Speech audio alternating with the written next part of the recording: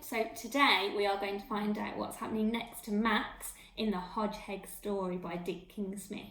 So far he's found a zebra crossing and a pedestrian crossing, and he's trying to find a way for the hedgehogs to cross without being run over. So, chapter 5 now.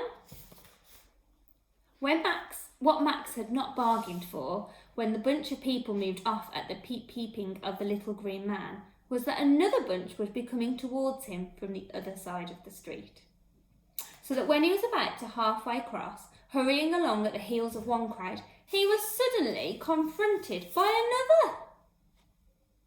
There's a different kind of traffic for Max to worry about now, isn't there? He dodged about in a forest of legs, in great danger of being stepped on. No one seemed to notice his small shape, and indeed he was kicked by a large foot and rolled backwards. Picking himself up, he looked across and found to his horror the green man was gone and the red man had reappeared, and we all know that means stop, don't we, guys? And not for the traffic for us. Frantically, Max ran on as the traffic began to move and reached the far side just in front of a great wheel that almost brushed him. The shock was so narrow and escape made him roll up, and for some time he lay in the gutter, whilst above his head the humans stepped on and off the pavement. The silent red man lifted up in turn, and after a while there seemed to be fewer people about. Max uncurled and climbed over the curb. He turned right and set off in the direction of home.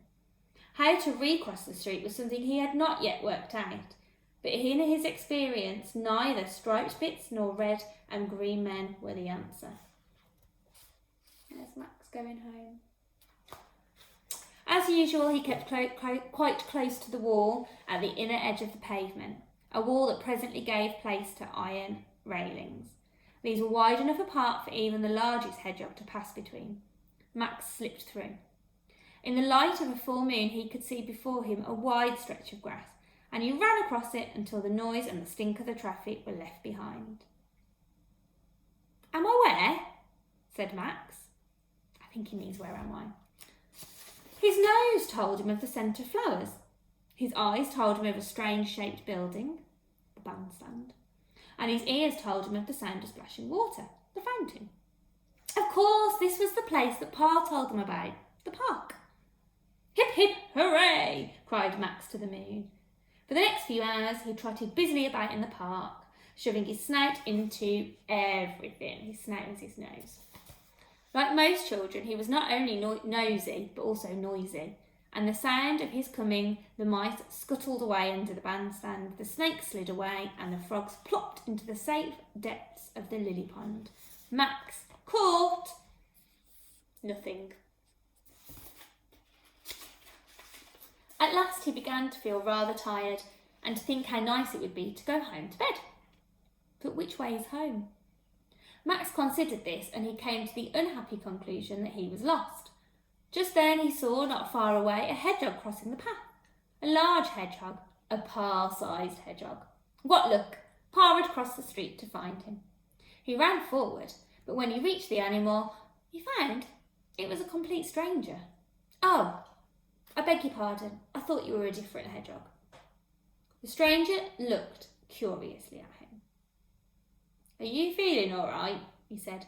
"Yes, thanks," said Max. "Trouble is, I go to want home, but I won't know the day." Do you mean you don't know the way?" "Yes." "Well, where do you live?" "Number 5A. "Indeed. Well, now, listen carefully, young fellow. Go up this path.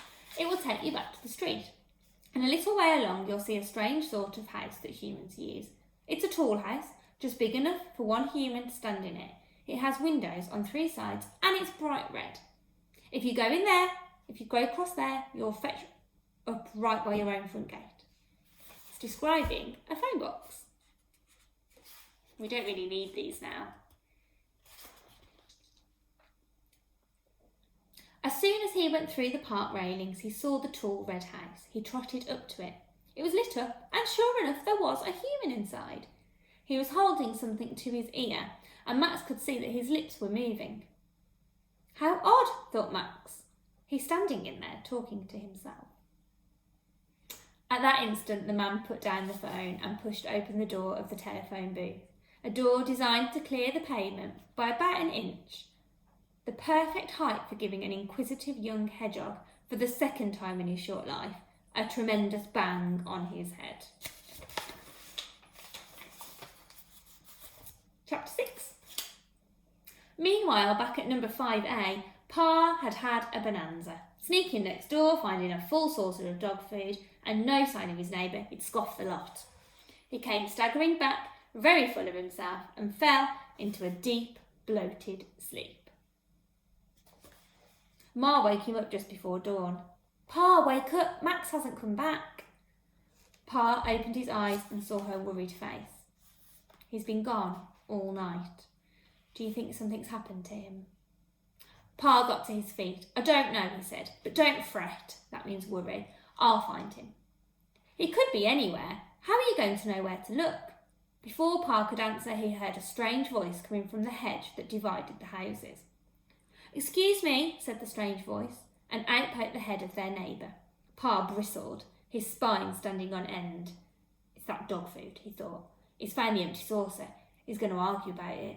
Well, I can play rough too, and I don't like the look of him anyway. And if he wants a fight, he can have one. We'll soon see who's the better hog. But before he could think of anything to say, the hedgehog said, Excuse me?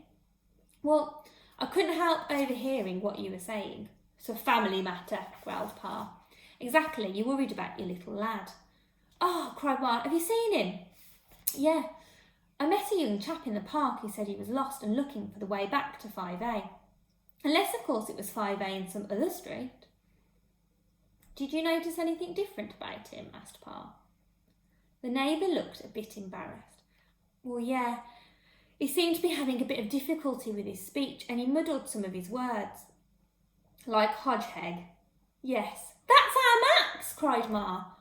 Was he all right? Asked Pa. Not hurt or anything. No, he was fine. I told him the best way to go home. He'll be along soon, I'm sure. Try not to worry. Pa cleared his throat awkwardly. His neighbour's kindness greatly added to his feelings of guilt about the dog food. Can we offer you something? Said Ma. Some bread and milk. Oh, no, thanks. I had a pretty good night's hunting in the park. Just as well, because when I got back, I found something had eaten all my dog food. And then he looked directly at Pa, his eyes twinkling. It was a cat, I expect. Wasn't that nice of him? Said Ma, and Peony, Pansy and Petunia chanted, Nice, nice, nice. Pa grunted. A part of him thought that he should confess his sin to his neighbour, but then another part of him, for he was very worldly wise, thought the least said, the sooner mended. Life was full enough of headaches without inviting extra ones. The same thought occurred to Max when at last he came to his senses. The door of the telephone booth had knocked him out cold, and the neighbour had not noticed the still, small figure as he hurried across the deserted street before the morning rush hour began. Oh, thought Max, has any hedgehog ever had a more horrible headache? The last bang I got made me talk a bit funny, and I expect this one's made things even worse. I better try and say something. Oh, said Max, has any hedgehog ever had a more horrible headache? Max considered this. It sounded fine, and suddenly he felt fine. Even the ache already felt much less. My name, he said softly, is Victor Maximilian St. George, and I have 3 sisters called Peony, Pansy and Petunia, and I live with Pa and Ma at number 5A, and I am a very lucky hedgehog. And without thinking, without listening, without even a single glance left or right, he dashed across the street, straight in front of one of that morning's vehicles, the milkman. The noise that followed was enough to wake the whole street. There was a screech as the milkman braked and swerved, and then came the shattering sound of dozens and dozens of milk bottles smashing. Lastly came the sound of the milkman's voice cursing every hedgehog ever born as he danced in a sea of milk. Ma and Pa had sent the girls to bed, and they were waiting up in the growing light of dawn. Suddenly the dreadful racket burst upon their ears. Sounds like something's got run over. Brace yourself, old lady. It could be our Max. Ma buried her head and rolled herself into a ball of misery, and at that moment they heard a cheery voice. Now, now, it said, What's all the fuss about? There's no point crying over spilt milk. Is that voice Max? We'll find out tomorrow.